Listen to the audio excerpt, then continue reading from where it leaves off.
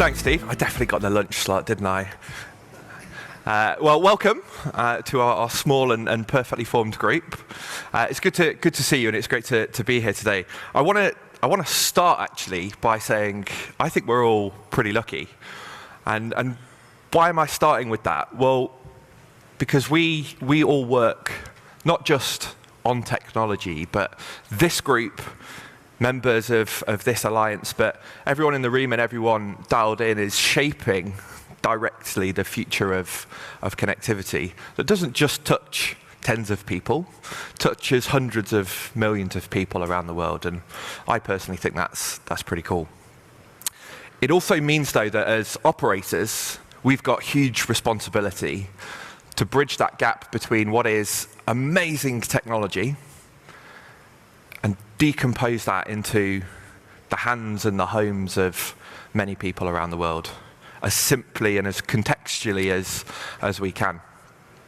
So who am I? My name is Matt Hughes, as Steve said, and I have the privilege of leading the product teams across BT Group's consumer, broadband and TV businesses, so BT, EE and PlusNet. And if you'll allow me today, I'd love to share with you a very short story just on how we've launched something that we've called New EE. New because EE is very famous for being a mobile company, less famous for the things we're trying to do with it. Try and make it number one for broadband in the UK. Try and make it more than just a telco and carve out new segments like gaming and some of those exciting new markets. And one of the things that we've really focused on when we designed what we call New EE is the customer experience and very specifically customer needs and how they use our services. So I'll show you this. I've got some of the team in the room who were responsible for building this. On face value, it's a Wi-Fi router, right? Hopefully you agree a pretty good looking one, but ultimately a Wi-Fi 7 router. Okay, so why am I showing you this? Well, because what it represents and how we designed it from start to finish, from the product to the experiences to the journeys, and ultimately actually the Marcoms campaign that went out on TV has been quite different. And if you think about, as Steve said, maybe 15, 16 or so years that I've had in telco, every single product launch, every single router launch has largely centered around a specification. A great specification, you know, this thing's powered by the latest, greatest Wi-Fi 7 technology, 320 megahertz, ultra-wide spectrum, et cetera, But what does that mean to an average customer? What does it mean to the millions of people sitting in homes around the UK? And when we designed New EE and we thought about these experiences, we tried to think about them slightly differently, because if you think about the router and you think about it in the lens of the router and the tech, you come up with pretty cool looking spec sheets that mean a lot to people in this room. But what you miss is how people interact with that router and use it in their everyday life. If you take a look at this is a pretty typical family scene. What really that is people using the router. It's people chatting, it's people streaming, it's people doom scrolling, it's people sitting and watching TV, having a laugh and a joke of an evening with their friends and their family. And these images aren't just stock images, these are genuine customers that we worked with to understand how they use their broadband, how they use their Wi-Fi, and we actually used them in our Marcoms activity. And if you take a very specific use case that I'm sure everyone can relate to and get your head around, it's gaming. And if you think about gaming, it's really easy to generalize and say all gamers need low latency, low ping, low jitter, et cetera. And it's also really easy to generalize gamers and say that they all sit with hardcore gaming PCs in rooms for hours on end with headsets on. Some people do that. But fun fact for you, 40% of the world's population, almost half of the people on the planet, identify as a gamer. Almost half the people in the world. Now, they don't all sit and do this kind of gaming. Some of them sit on an iPad and do Sudoku, right? But gaming means so much. And when you put yourself in the mindset of how people are using that Wi-Fi router, you start to think quite differently about the experiences that you can curate with the amazing technology that people like you build. And if you think about the way we launched New EE, we call it our made for bundles. So made for gamers, made for people working from home, made for people learning, made for people using the internet to run effectively busy lives and busy households. And it's landed so well with our customers. Our NPS is materially higher on our new EE brand than on any of our previous brands and product launches. It's landed really well with our people. So if you look at our engagement across our teams, people feel much more connected to customers. They feel like they're much more in tune with how people are using technology, how people are using services than they were before. And if you read general reviews about the products and the services, most of them talk not about the technology, because we've set the tone. They talk more about how people actually use them in their day-to-day lives. And we carried this actually through to our marketing execution, and quite a lot of people, I think, were quite surprised. It's quite different, it's quite bold in the way that we landed new EE as something truly different. We never talked about products. We didn't talk about services. We talked about use cases: work, learn, home, game.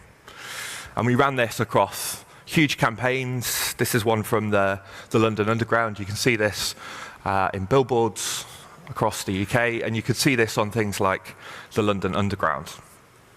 And if you sort of take the the key lessons from this, from my point of view, the first is that you might be sitting here going, hey, that guy on the stage is saying some really obvious stuff. You'd probably be right. But what I've learned is that it's so easy, terrifyingly easy, to forget this stuff.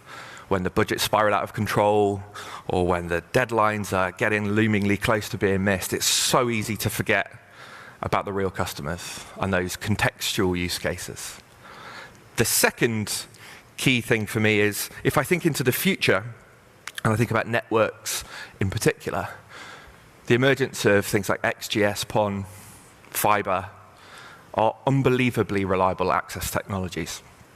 And as operators, the way, therefore, that we win and that we differentiate can't be just on the access layer anymore. It increasingly has to be on the in-home experience and the in-home services that we provide. But I'd take that a step further and say it's not just about differentiating in the home. If you think about things like quality of experience measures and metrics as a good example, it's about how you contextualize those experiences and genuinely land them into the homes of the millions of customers that we serve.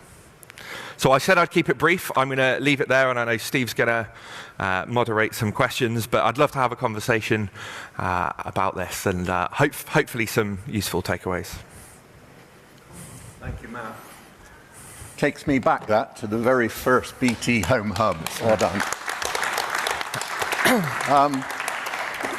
I remember, Matt, way back, this first hub, the marketing director of the time says, we've got to treat this like the fire in the corner, that people go like this, worship this. Yes. And that's important. And the whole goal at the time for customer experience is not to have that router stuck underneath the television or stuck in a box somewhere. So it's really good to see that it's coming alive and becomes relevant, and that design is important. So questions from the audience, your opportunity. Please do pick up on any of the threads Matt's referenced. And if you're in my team, you're not allowed to ask any questions. I'll squeeze over there, Steve. Question down the bottom here. Matt, Andy here. How difficult was it to convince your marketing team that for a change you don't do spec sheets, but you do use cases? Were they open, or was it a tough battle to get them there? Yeah, that is a great question, and we're very lucky, actually. We've got an incredibly visionary CEO who was brought in and driving this from the start, and I think it gave us license as product leaders. We've got technology leaders in the room with us as well, who ordinarily wouldn't have been able to think like this and work like this and genuinely spend time out and about with real people in real homes and bring that to life. So we were very fortunate to have that. I would say if you don't have that, push for it, agitate for it, because the power of really bridging that gap between amazing technology and then how people use it day to day, when you say it out loud, it's actually a really convincing and compelling case to make. But no, we were very fortunate on that. Any other questions? Matt, I've got a quick question. Go for it. How in a world of legacy routers, and then exciting ones like this, how do you transition people to upgrade, bring in new? It's a brilliant question, and one that I spend quite a lot of time talking with our finance team about. Because it'd be amazing, right, if we could just give people this technology and light their homes up. The reality is we have to run the business and make the economics work, and we're approaching this in a fairly simplistic way, actually. We've built a brand on New EE, and we've said that we're going to put all our investment, all of our new product development, things like the Wi-Fi 7 router on that flagship brand. That doesn't mean we stop investing in the other brands, but it means all of the new great products and services exist on New EE. And by doing that, we can give you great reasons to move there. So the Wi-Fi 7 router and the bundles that you get with that, not just the technology, but those experiences I talked about, the gaming experiences, the busy home experiences, are only available on our New EE brand. And that gives you a hook to move across if you want to move. Terrific. Any other questions for Matt? You're all too Matt's busy eating after your lunch. Yeah, Matt's going to be on the panel, so feel free to build up these very incisive questions on the topic. Matt, it's a real pleasure. Thank you very much for coming out and doing this.